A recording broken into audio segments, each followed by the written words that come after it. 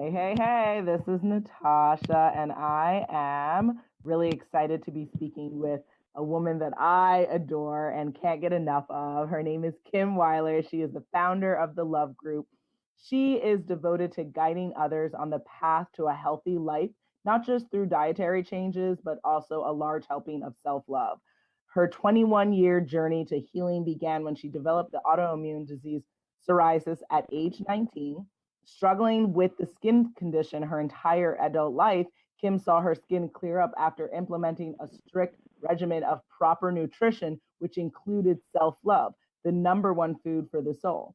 After a long career working in all facets of the TV and film industry, she is now helping others through her business, Healing My Skin LLC. She's also the founder of the Love Group Incorporated, a unique speaking agency whose goal is to inspire and educate the next generation of female leaders. Kim is an international certified holistic health coach, psoriasis expert, author, and speaker. And I am so excited to have her speaking with me. How are you, Kim? Hi, Natasha. I'm great. Thank you so much for having me. I'm so honored to be here. Absolutely, absolutely. No, I really I love all of our conversations, and I knew I wanted to bring it to the dressing room mate family. So first question out of the gate, and I talked a little bit about it in your bio, but I'd really love for you to walk us through the journey of how Healing My Skin LLC came to be. Yes, absolutely. So it actually all started about 6 years ago with my dog, Max. And I had this dog. He was a rescue. He had every ailment you could possibly imagine. He was sick for so many years. And when he turned 11, I was just desperate for him to lose weight and just live a happier life, with whatever time he had left. So my Mm-hmm. vet had suggested that I cooked whole foods for him, like Mm-hmm. stuff you and I would eat. Just, stay away from processed dog food. She said, it's leftover scraps. You have no idea what's in it. And at least by cooking for him, healthy foods that come from the earth, come from the ocean, come from farms, organic chicken, salmon, vegetables, all that sort of great stuff. She said, you know what you're putting into his body. And out of desperation, I started doing this, and I'm not kidding when I tell you that this dog had a complete transformation. He went from literally not being able to walk to like running down the street. He looked like a puppy again. At his Mm-hmm. 1 year checkup, she said his 6 month old in his 11-year-old insides were that of a 6 month old puppy, and he was off all his medications. I mean, it was transformative. So at Mm-hmm. the time, I was really struggling with the autoimmune disease psoriasis, and I Mm-hmm. had it for over 20 years at this point, almost 20 years. So I took a look at what I was doing with, little Max, and I was like, you know what? I'm going to make food my medicine. I'm going to try this. And for 1 year, I really dedicated my life to healing. And it took about 10, 11 months for me to finally see that I cleared my entire body for the first time of this skin condition in almost 20 years. So it was miraculous, and for the first time I really learned, that food was my medicine, and then that kind of started my whole journey. I started blogging about it, I started teaching about it, helping Mm-hmm. people all over the world through different forums. Mm-hmm. And then that just started a career that I didn't even know was coming. And then slowly I ended up in nutrition school, getting certified to become a holistic health coach. And Mm-hmm. next thing you know, I'm writing a book about it, and I was published last year. And that book is all about my journey healing my skin, Mm-hmm. which ended up not being just about food. It ended up being a lot about self-care and empowerment and self-love. So that's where it all got started. I love it. And so, what would you say would be the most meaningful lesson learned from that 1 year journey where you really focused on your health and how to kind of transform yourself? Well, the first year that I began that journey, food was really my nutrition. That was what Mm-hmm. that was all of nutrition to me was food. I changed my diet. I got rid of everything processed. I got rid of everything that caused inflammation, like dairy and sugar and alcohol and all that sort of stuff. And that's not easy for a lot of people, and it wasn't easy for me. So I looked at, that was my nutrition. But then as the years, then I was clear of psoriasis for the first time, living my new life, you know, Hmm. skin all clear. And then, life gets in the way. And when you have a chronic condition, if there's stress in your life, if you're eating poorly, it will come back. So slowly my psoriasis came back, and that's when I started to learn that I really needed to implement a self-care uh, practice for myself. And honestly, I mean, food is extremely important. It is our medicine, 100%. But the most important thing that I learned on my journey was that I didn't love myself, Natasha. I grew up in an alcoholic home. I didn't get the amount of love I needed.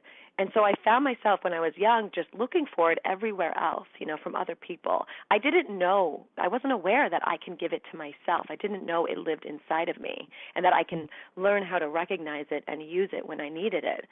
So it took me majority of my life to learn that. And here I was, on this health journey 6 years ago. I was in my mid-30s, and for the first time in my life, I was learning how to love myself. So just slowly, I started creating all these tools, and and learning them from other people, and researching, how can I love myself? And slowly, I created my own practice. So to answer your question is, I think finding ways to live powerfully and to empower yourself, which to me is all about learning how to love yourself. That to me was the biggest lesson I learned on my journey. Gotcha. And what would you say are daily self-care practices that all women and men, people really need to do on a daily basis for a better like lifestyle, a healthier, more conscientious approach to life? Well, there's a lot of things. So I'll just name a couple that are kind of staples in my life. One is definitely diet. Diet is huge. I'd say, just start swapping out junk food and processed food. Start getting more vegetables and fruits in your diet. That's a really, really big one. Because our cells need those nutrients and all of those vitamins and antioxidants for our skin to glow, for our gut to heal, for any type of wellness. We need that. Our bodies need that. And another big one was just making that decision to love my skin and to not hate it. So, I went from living a life of having thoughts that were nothing but filled with hatred and disgust and shame for my skin. Hmm. And I turned that around. I changed those negative thoughts into positive ones.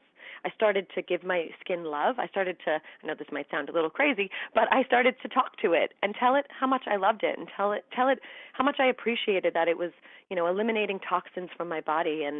But changing my thoughts was the biggest, most powerful thing. Because slowly over time, as weird as it may feel or as hard as it may feel to flip your thoughts, the second you do that, something shifts inside of you, and I just started seeing healing. So, food was a huge one. Changing my thoughts is so powerful, so powerful, because I started to learn, the control that the mind has over the body.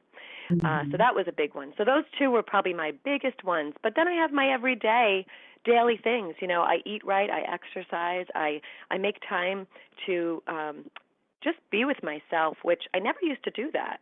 You know, Hmm. get being doing things that bring me joy. And I'm very busy. We're all very busy. So sometimes it can be hard to find time to do that. But it's the small little things. I might go make myself a really delicious cup of tea and just kind of sit there and enjoy it and be in the moment with it. I could, be in the bathroom and just take extra 5 minutes in the shower and really feel the water running down my back all hot, and it feels great. Almost feels like a massage, and I just take that 5 minutes for myself after I'm done to just sit there and enjoy how that feels. Hmm. And I think a lot of the time we're so busy, we're in a rush, we're just kind of doing things to do it and get it over with.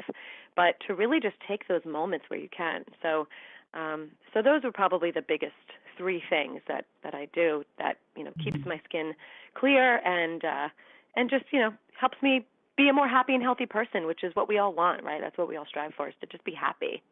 Absolutely.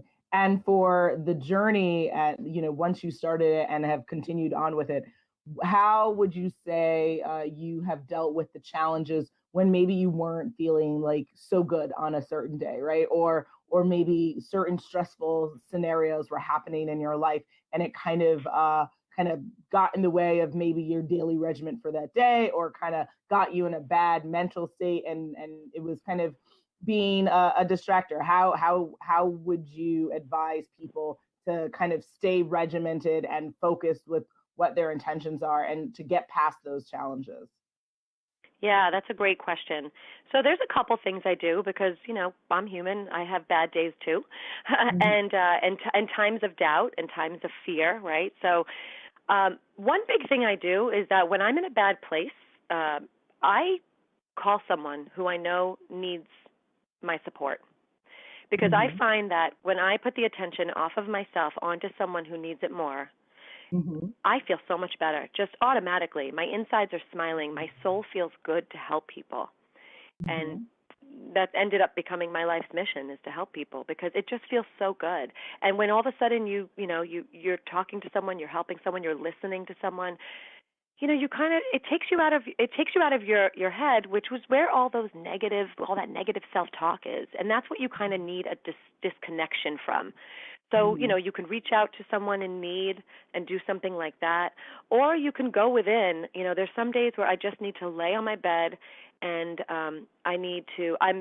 I've become very into self-hypnosis, which could just be Mhm. kind of another form of meditation. There's all different types of things like that.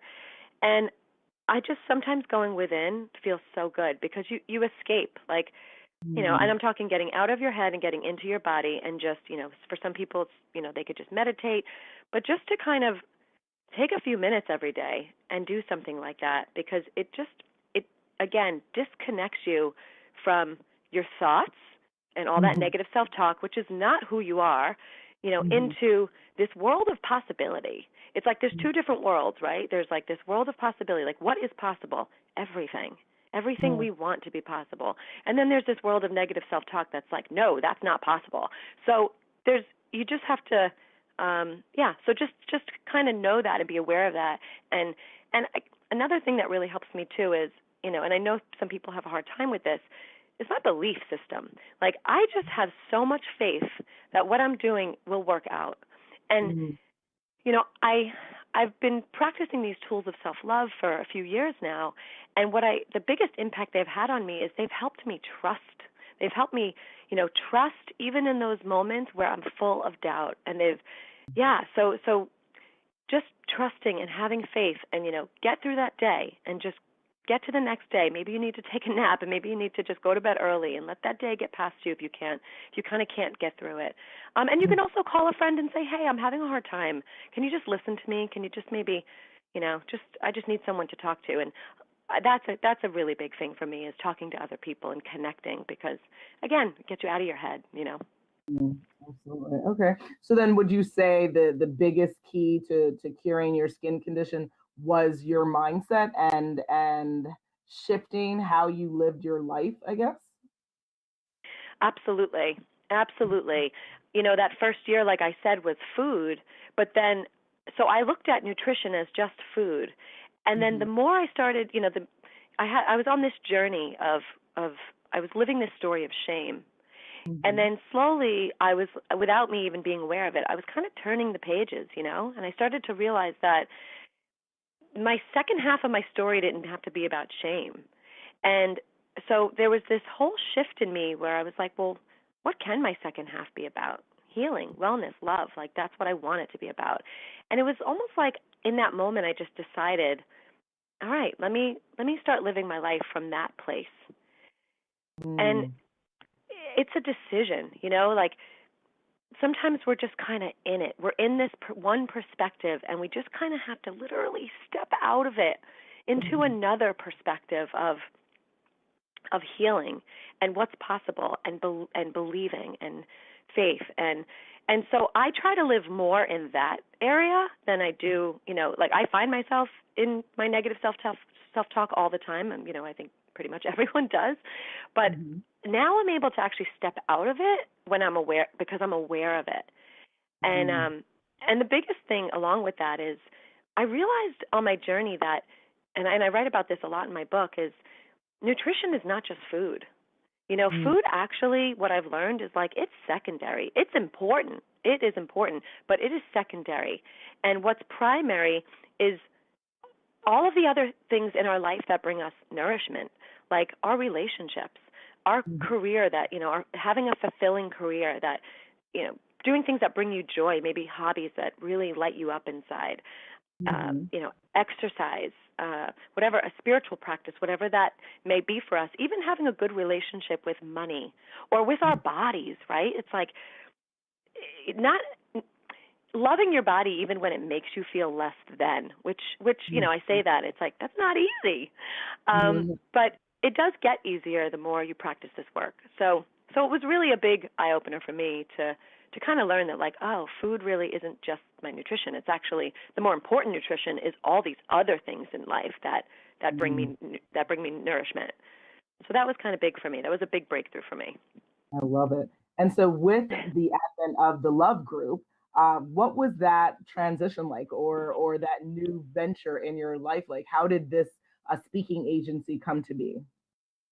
This speaking agency came to be because, so here I am on my journey with healing my skin, which is my company, and I'm a health coach and I help people, and I'm a writer as well. I write for different publications, and I was kind of on that journey, and I just had this really deep calling to figure out how to impact millions of people. Mhm. I love doing workshops. I do them often, and I love being in a big group of people. And I just feel like I'm affecting more people at once. And again, I just have this deep calling to impact millions of people. I know that I this can be learned. What I'm talking to you about today can be learned. And so I ended up, I hired a business strategist who is, oh my gosh, she's my rock. She's amazing. And her and I just sat down in the park one day trying to figure out, I was talking to her about my story, what I'm doing already. She was, throwing ideas out at me. And then we kind of decided, what about if we focus on like helping young girls? I needed to learn how to love myself so much when I was younger, and if I Mhm. had, if empowerment was part of school's curriculum, what the Mhm. heck would that be like, right? Like that would just change lives. So we just had this really empowering conversation about helping young girls, and the Love Group kind of just was created in that moment. It's a nonprofit speaking agency for young girls, and Mhm. eventually, in the next year or two, I am going to open it up for boys as well, which really excites me because boys need it just as much as girls need it. Absolutely. But we're going to start with young girls. We're going to focus on them first, and I just have this incredible team of women. You're one of them. I'm so honored that you're a part of this. Thank you. I'm Yes. and what's great is there's about 30 so far we have, which is amazing, and we are just focusing on going to schools, camps, colleges, eating disorder centers, juvenile detention centers. I mean, any rehab center you can that needs us, and just kind of traveling all over the country and speaking to these young girls and having these confidence building workshops where we can Mhm. teach them all about everything. I mean, these speakers, because you're one of them. They're just Yeah. such a diverse group. All they come from all walks of life, and they all have such different messages. But at the core of their message is self-love. Is like, how do you learn to love yourself? Because loving yourself comes in so many different forms. It comes in the form of nutrition, finance, beauty, body image, entrepreneurship, Mhm. fitness, positivity, confidence, all these things, budgeting, all these messages that these speakers have and that they teach. It's all learning how to love yourself, all of it. So we're going to go out there and have these presentations, and we know they'll have an amazing positive impact on these young women. Just being able to give them those tools so that they can go out into their life now with the confidence, learning how to recognize the love that they have inside and access that and use that to go just reach their highest potential. I mean, Mhm. this is like, I cannot wait to see what this next generation of female leaders is going to be, because that's what we're trying to create here. Because if Mhm. we, empowering young girls today, tomorrow it's a strong female voice. Yeah. So yeah, we're super excited, and we just launched about not even a month ago. So we Mhm. are out, we're doing our thing. Yeah, and we're excited to work with schools. And the really cool part is the school could pick their panel of speakers and, Mhm. see what topics they want to bring in for their girls. And so it's really such a wonderful thing, and I'm just so excited to have created this, and I can't wait to see where it goes. Absolutely. I'm excited for you to share this with everyone because I definitely was really excited to come on board as a speaker because I agree with you. I think that the biggest deficiency in education is that it's not offering that practical life education, right? Because of course there's value in learning the great works of English, understanding how to calculate all sorts of different mathematical problems, understanding the history of our world, understanding how science is an integral part of our life, but we're not learning how to be the best versions of ourselves. And Right. that actually does not make any sense because all of the knowledge that you can import into your mind is phenomenal. But if you don't know how to be you, how to sit with your thoughts, how to slay challenges and to overcome bad days, what is the purpose of knowing the other stuff? Right? Because Exactly. we've got to learn to live consciously and happily and with purpose and to learn how to navigate the channels of what life gives us because life is very complicated. Life can be very very difficult at times and we have to learn how to deal with it, and the best way to do that is through empowerment. And so I'm excited for what the group is, what we're all going to be able to offer and influence and make people see things in a new light. So yeah, I think that hopefully also what you're doing will help change schools perspectives, right? And think about how to not only utilize us, but also like what are we really teaching our young girls and boys? Like what are we like what's the purpose of education, right? Like what like answering the bigger why question, I think. Absolutely. Yeah. And when I look back, look, history, home economics, you name it, they are all extremely important for all different reasons. But like I told you earlier, growing up in an alcoholic home and dealing with like a tough life circumstance, I really needed to learn those life skills. And, exactly what you said earlier, it's like that would have made my life growing up so much easier, so much easier. And we know, right? We know, I know, we all the speakers, we all know. Actually, every conversation I have with any adult, they love what I'm doing because they're touched because they're like, their first reaction is, "Gosh, I needed that so bad when I was younger." And I'm like, I know," and that's the big thing here is if we can actually create this movement where maybe we could actually create exactly that and start not just bringing this into schools as like an extracurricular speaking event, but what if one day we can actually get this in schools where it's taught and it's a program? And Mm, I mean, how amazing would that be? yeah. It just like it gives me the chills to even think about it. Absolutely. No, I love it. So now I do have just a couple more questions. When it comes to self care and love, and this is definitely, I would say, I can attest to that, I struggle with as an entrepreneur. When you're working for yourself, right, you are always working first and foremost. And it becomes a little bit difficult sometimes to prioritize your health, even though I think it's actually even more meaningful because you don't have the regimented breaks built into your schedule, but you actually have to like manually make yourself stop looking at the phone, stop looking at the Yeah. computer, get out, and stop sitting for 7 hours. Like you have to really be on top of that. So how has your self care regimen and daily practices, I guess, changed as an entrepreneur? I love that question, and yes, I 100% relate to you. So Mm-hmm. being an entrepreneur, this is my first time being an entrepreneur. I've never, I've always, my entire background is in TV and film, where even if I worked crazy long hours, I still had some place to be, and I still had a schedule. I still knew what I was doing and what time I had to be at the office and all of that. So Mm-hmm. I have to say, my first, I've been I've been building my company now for the past year and a half, and the first 6 months to a year, my self-care practice was definitely compromised. it Mhm. it was tough for me. It was tough to, like you said, I just constantly checked my phone. I constantly was Mhm. sitting at my desk, constantly with email, and um it really took a while, but then I started to slowly, once I saw that my self-care was being compromised, I was like, nope, something's got to change, and I really Mhm. sat down with that.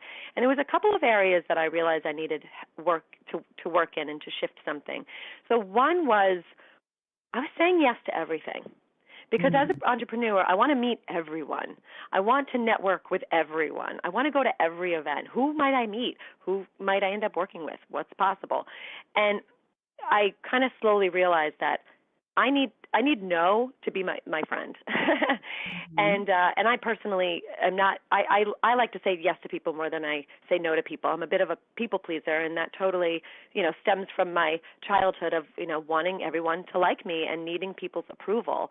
So I struggled with that piece, and I still do too a little bit, but I've definitely been working on it, and now I'm in a place of saying no, but I say it like from an empowered place.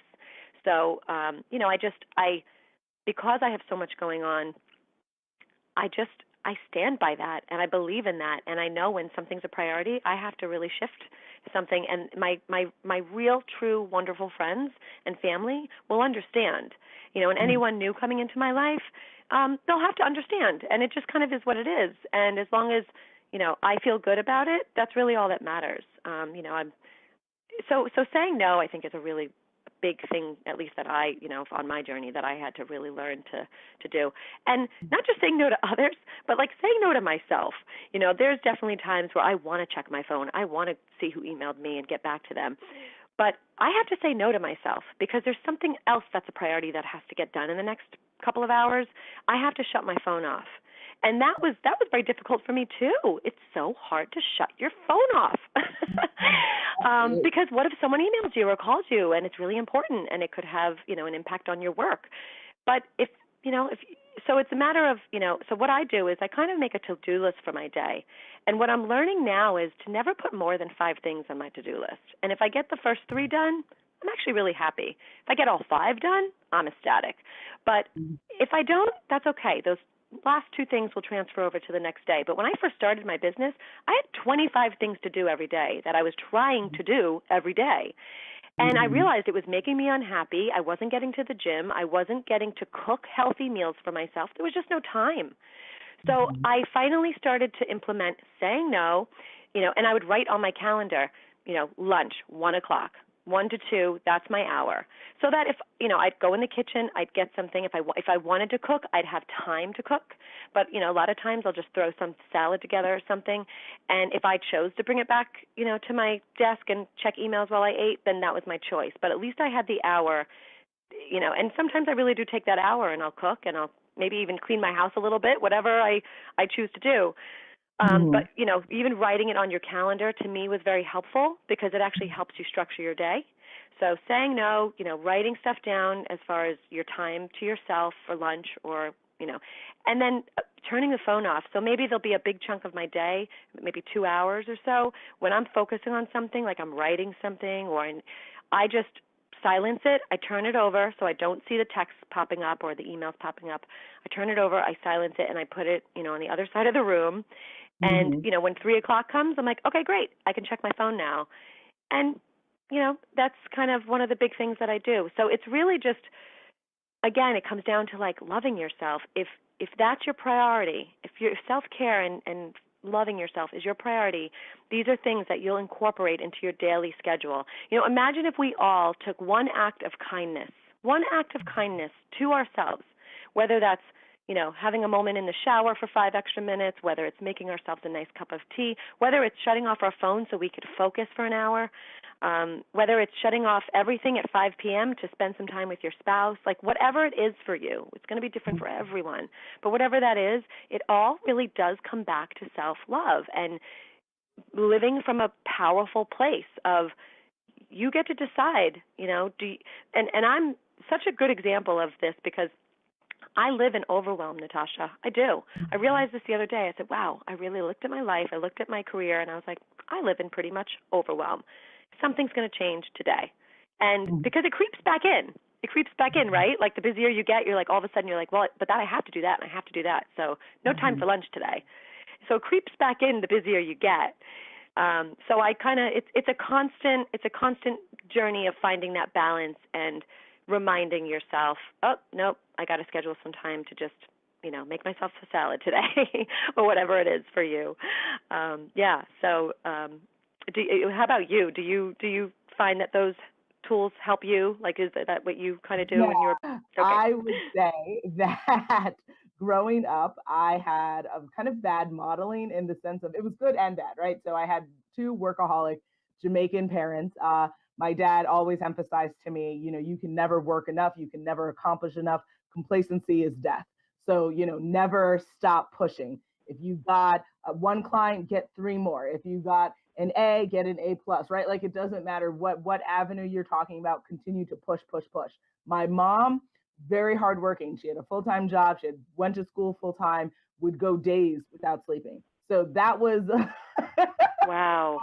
kind of Wow. very intense to grow up with. So I'm the kind of person just yesterday, right? Like I had an event, got 2 hours of sleep, was out, was up for working, I think what, maybe 12, 15 hours on maybe 2 hours of sleep, right? Like that's horrible for your body. It's horrible for your digestion. It's horrible for mental clarity, right? You're kind of Yeah. not really there, right? You're kind of, you're doing so much, but you're not really present in that moment. So I personally, I get a lot done. I do a lot, as everyone probably can see if they go on trustyroommate.com. They check out the social. I stay busy, right, and I stay productive. But I think that it's definitely self care is something that I'm going to continue to work on personally because, like, kind of like what you're saying. Do I necessarily integrate like a lunch period in my calendar? Absolutely not. Which is why sometimes I do have one meal a day, which is terrible for your nutrition, terrible for your digestion, right? Like it's so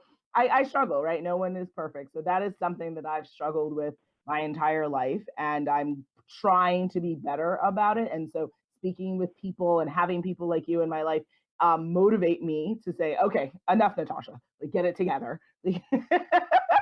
But I think it's a matter of also like you're saying, like you have to, if you love yourself, you would do this for yourself. And so obviously I'm not loving myself enough. And yes, it's important to work on behalf of your clients. Yes, it's important to achieve and to book that next thing and to keep pushing. But if you do not take care of self, you cannot do anything eventually. So, Right. so And you're not it's alone. yeah. You're not alone in that. And I look at self-care as, just look at it as making your happiness a priority. And I know you well enough to say that I know that when you're working and you're accomplishing things, like you are so in your happy place. I totally relate to that.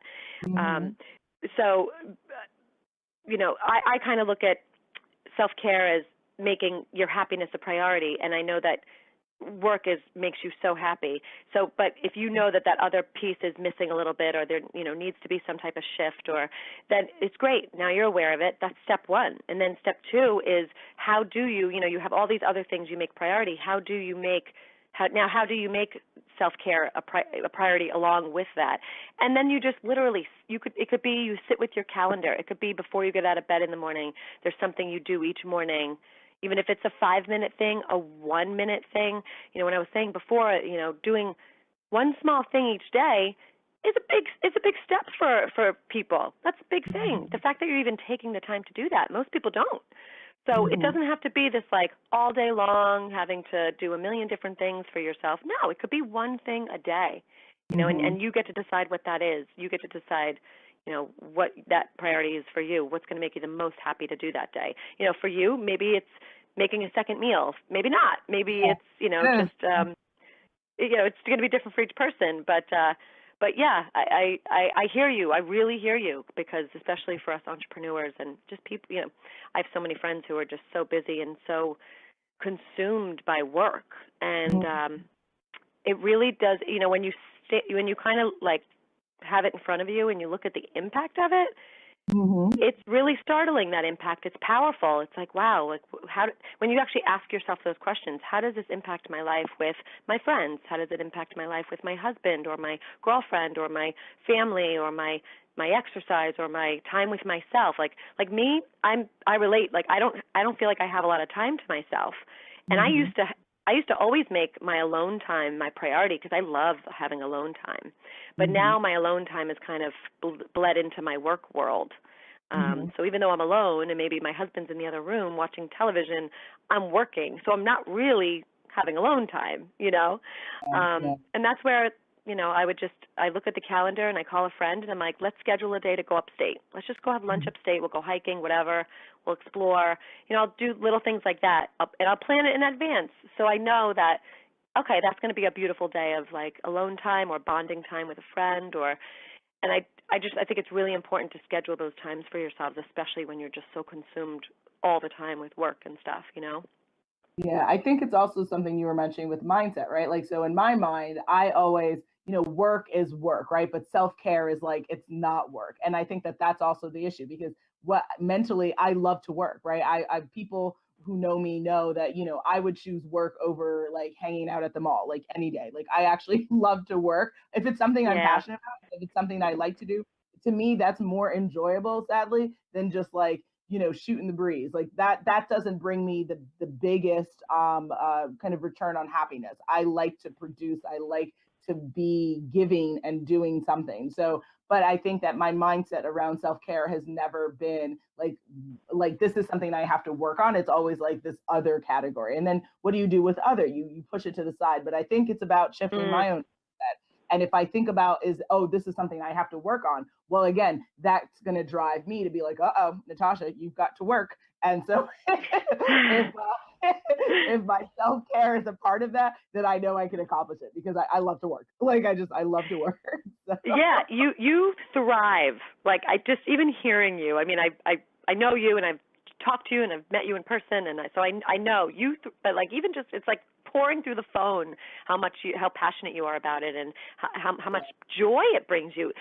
yeah, Work and what you're creating brings you so much joy. yeah. So maybe you can look at like, well, in your self-care, how would you like to feel that way in some other part? Like what would make you feel that way, that much joy, that much, you know, um love. Like you love. That's like a huge love for you. It just brings Yeah, you so much happiness. it does. But yeah, so you can look at self-care and you could even incorporate it into your work. Like, Mm-hmm. it could be that 2-minute break you give yourself where you take a stretch, you stand, you stretch out, and you say something positive, and you think about what the possibility you're creating that day. That's Mm-hmm. self-love. Yeah, that's true. Absolutely.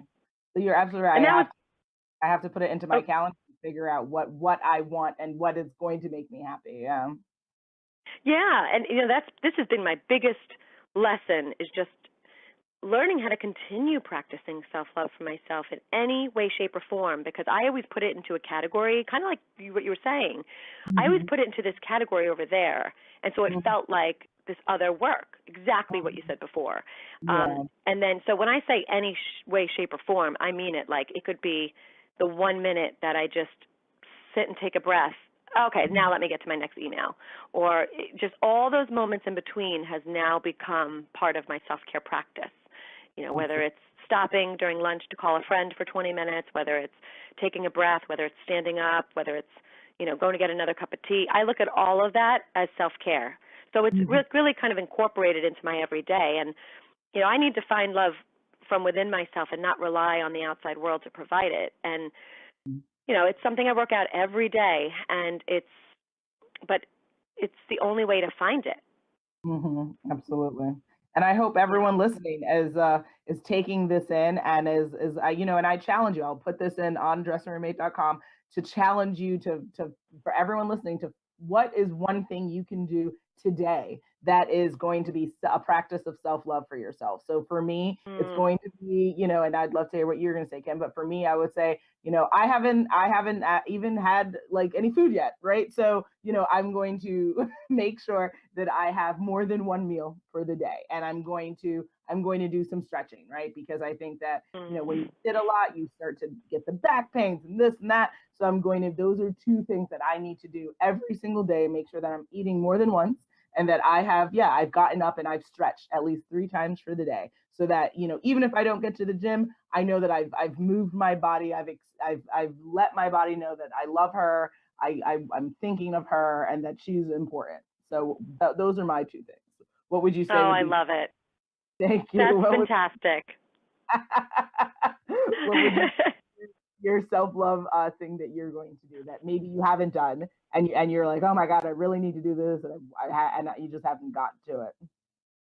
um, that I really haven't got to. Oh, you know what? I actually have not gotten to the gym in weeks Mm. because I've Yep, been so busy and my me schedule too. just kind of didn't allow for it.